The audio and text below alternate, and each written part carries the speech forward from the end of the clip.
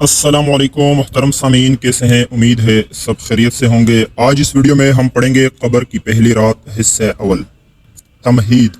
दुनिया की ज़िंदगी एक सफ़र है। हम सब इस रास्ते पर चल रहे हैं जिसकी आखिरी मंजिल कब्र है। जाहिल हर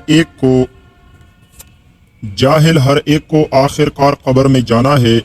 कुरान मजीद में अल्लाह ताला फरमाता है, कुल्लु नफ्सिन ज़ाइक़तुल मौत व इन्नमा तुफ़ूना उजूरकुम यौमल क़ियामह। सूरह आले इमरान 185, जिसका तर्जुमा है, हर जान को मौत का मज़ा चखना है और तुम्हें तुम्हारे अमाल का पूरा बदला क़ियामत के दिन ही दिया जाएगा। यही वजह है कि सहाबा कराम और औलिया कराम हमेशा कब्र को याद करते थे। हज़रत अली करमुल्लाह वजह ने फरमाया, दुनिया पीठ फेर कर जा रही है और आखरत सामने आ रही है। तुम आखरत के बेटे बनो, दुनिया के बेटे ना बनो, क्योंकि आज अमल है, हिसाब नहीं, और कल हिसाब होगा, अमल नहीं। मौत का लम्हा वो घड़ी है जो इंसान की जिंदगी का सबसे नाजुक लम्हा है। ये वो वक़्त है जब रूह जिस्म से निकाली जाती है। हदीस मुबारक में आता है कि मोमिन की रूह निकालने के लिए रहमत के फरिश्ते आते हैं और इनके साथ जन्नत के कफन और खुशबू होती है। वो निहायत नरमी और मोहब्बत से कहते हैं, ए पाकीज़ा रूह, अल्लाह की रहमत और मग़फ़िरत की तरफ निकल आ। फिर फरिश्ता मौत इज़राईल अलैहिस्सलाम निहायत आसानी से रूह कब्ज़ कर लेते हैं। लेकिन काफिर या गुनहगार के पास अजाब के फरिश्ते आते हैं। इनके पास जहन्नम का सख्त कपड़ा होता है और वो अज़बनाक अंदाज में कहते हैं, ए खबीस रूह, अल्लाह के अज़ब और अजाब की तरफ निकल आ। फिर इसकी रूह बड़े अजाब और सख्ती से खींची जाती है, जैसे कांटों वाले कंगे से गीली ऊन खींची जाए। मौत के बाद का पहला मरहला, रूह निकालने के बाद मैयत को गुस्ल दिया जाता है, कफन पहनाया जाता है, जनाजा पढ़ा जाता है और कब्रिस्तान ले जाया जाता है। दुनिया वाले समझते हैं कि हमने इससे दफन कर दिया, लेकिन असल हकीकत यह है कि वो एक नए जहान में कदम रख रहा है। नबी करीम सल्लल्लाहु अलैहि वसल्लम ने फरमाया, कब्र आखिरत की पहली मंजिल है। अगर कोई इससे निजात पा गया तो आगे सारे मरहले आसान हो जाएंगे, और अगर इसमें नाकाम हो गया तो आगे के मराहिल इससे ज़्यादा सख्त हैं। कब्र की हकीकत, कब्र जो बज़ाहिर ज़मीन का एक गड़ा है, दरअसल आखिरत का पहला दरवाज़ा है। यही वो जगह है जहाँ इंसान के साथ इसके आमाल का सच्चा हाल पेश होगा। हुज़ूर अकरम सल्लल्लाहु अलैहि वसल्लम ने फरमाया, कब्र या तो जन्नत के बागीचों में से एक बागीचा है या जहन्नम के गढ़ों में से एक गड़ा है। यानी अगर इंसान नेक है तो कब्र कुशादा हो जाती है, इसमें नूर भरा होता है, जन्नत की खिड़कियां खुल जाती है और मैयत सुकून महसूस करता है। लेकिन अगर इंसान बदकार है तो कब्र तंग हो जाती है, अंधेरा छा जाता है, सांप, बिच्छू और अजाब के फरिश्ते इस पर मुसल्लत होते हैं। सहाबा इकराम का हाल, हजरत उस्मान बिन अफ़्फ़ान जब कभी कब्र के पास खड़े होते तो इतना रोते कि दाढ़ी मुबारक भीग जाती। लोगों ने पूछा, आप जन्नत व जहन्नम के जिक्र पर इतना नहीं रोते जितना कब्र के जिक्र पर रोते हैं? आप रज़ी अल्लाह अन्हु ने फरमाया, मैं रसूलुल्लाह सल्लल्लाहु अलैहि वसल्लम को फरमाते हुए सुना, कब्र आखिरत की पहली मंजिल है। अगर ये आसान हो गई तो आगे सब आसान होगा, और अगर ये सख्त हुई तो आगे सब सख्त होगा। हज़रत बरा बिन आज़ब रज़ी अल्लाह अन्हु की रिवायत है कि नबी करीम सल्लल्लाहु अलैहि वसल्लम ने तफसील से कब्र के अहवाल बयान फरमाए। मोमिन के लिए कब्र में रहमत नाजिल होती है और काफिर के लिए अजाब के फरिश्ते आते हैं। कब्र की पहली रात वो रात है जब मैयत बिल्कुल तन्हा रह जाता है। दुनिया के रिश्तेदार, दोस्त, अहबाब सब वापस जा चुके होते हैं, सिर्फ मट्टी का ढेर कब्र बाकी रह जाता है। इस वक्त इंसान के पास सिर्फ और सिर्फ इसके अमाल होते हैं। एक बुजुर्ग फरमाते हैं, जब मैयत को कब्र में रखा जाता है तो वो सुनता है कि लोग वापस जा रहे हैं। इस वक्त वो चीख कर कहता है, ए मेरे बेटो, ए मेरे माल, ए मेरे दोस्तों, तुम सब कहाँ जा रहे हो? आज के दिन मुझे तुम्हारी सबसे ज्यादा जरूरत थी। लेकिन सब जवाब देते हैं, हम तुझे छोड़कर जा रहे हैं, तेरे साथ सिर्फ तेरे अमाल रहेंगे। कब्र की अंधेरी रात में मोमिन का हाल ये होता है कि अल्लाह ताला इसकी कब्र को जन्नत के नूर से रोशन फरमा देते हैं। लेकिन काफिर या गुनहगार की कब्र अंधेरों से भरी जाती है। हजरत अनस रज़ी अल्लाह रिवायत करते हैं कि रसूलुल्लाह सल्लल्लाहु अलैहि वसल्लम ने फरमाया, कब्र हर रोज पुकारती है, ए इब्ने आदम, मैं तन्हाई का घर हूँ, मैं वहशत का घर हूँ, मैं अंधेरे का घर हूँ। लेकिन अगर मेरा बासी अल्लाह का नेक बंदा है तो मैं इसके लिए कुशादा और रोशन हो जाती हूँ, और अगर वो बदकार है तो मैं इससे दबाती हूँ, यहाँ तक कि इसकी पसलियाँ एक दूसरे में घुस जाती हैं। दुनिया और कब्र का फ़र्क, दुनिया में इंसान के पास हर सहूलत होती है, वो बिस्तर पर सोता है, पंखा या एसी इस पर चलता है, दोस्त अहबाब साथ होते हैं, लेकिन कब्र की पहली रात वो सब ख़त्म हो जाता है। वहाँ ना रोशनी होगी, ना बिस्तर, ना रिश्तेदार, ना दोस्त, वहाँ सिर्फ अमाल होंगे। इसीलिए रसूलुल्लाह सल्लल्लाहु अलैहि वसल्लम ने फरमाया, आकिल वो है जो अपने नफ्स का मुहासिबा करे और मौत के बाद के लिए तैयारी करे। नसीहत आमेज़ हक़ायत, एक बादशाह अपनी कब्र की तैयारी के लिए रोज़ाना कब्र खुदवा कर इसमें कुछ देर बैठता और फिर वापस निकल आता। किसी ने पूछा, आप ऐसा क्यों करते हैं? उसने कहा, ताकि मुझे याद रहे कि एक दिन मुझे वाकई इस कब्र में उतरना है और फिर कभी बाहर ना निकल सकूंगा। यहाँ तक तो दोस्तों, मुनकिर नकीर का नज़ूल, कब्र की पहली रात का सबसे होलनाक और फैसला किन लम्हा वो है जब दो फरिश्ते मुनकिर और नकीर कब्र में आते हैं। अहादीस मुबारक में इनकी हैबत और सवालात का जिक्र बड़ी तफसील से आया है।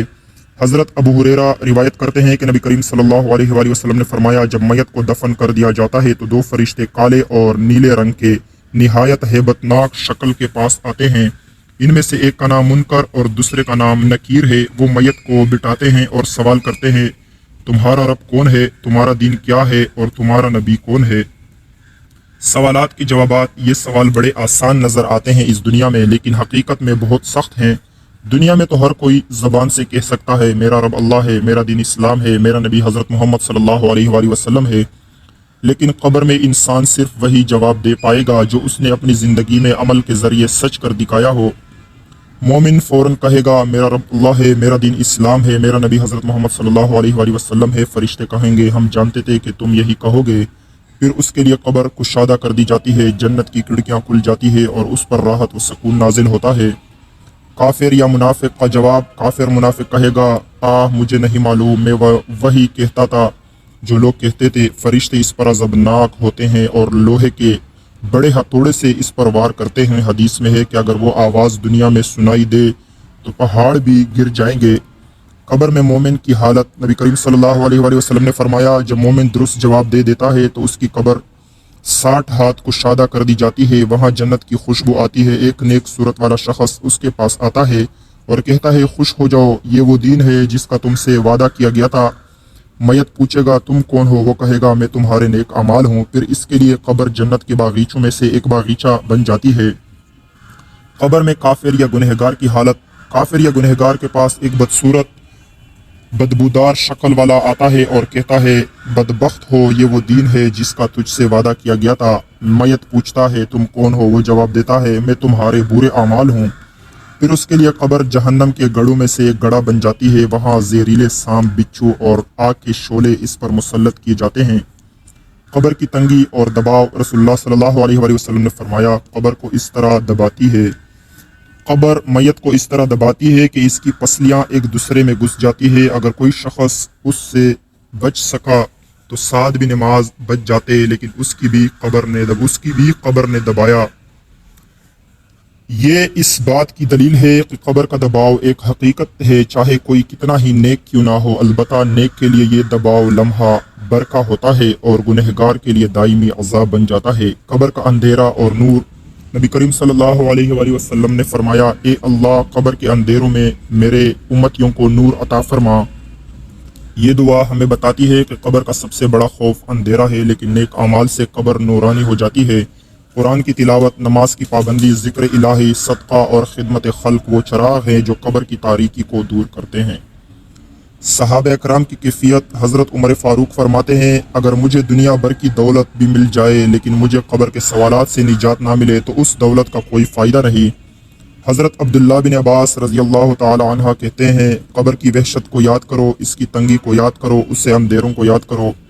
नेक अमाल का साथ देना, नबी करीम सल्लल्लाहु अलैहि वसल्लम ने फरमाया, जब मैयत को कब्र में रखा जाता है तो उसके साथ 3 चीज़ें जाती है, उसका अमाल, उसके घर वाले और उसका माल घर वाले वापस चले जाते हैं और अमाल उसके साथ रह जाते हैं। यहाँ समझने की बात यह है कि दुनिया में जिस माल पर इंसान फख्र करता है वो कब्र के दरवाजे तक आकर वापस चला जाता है।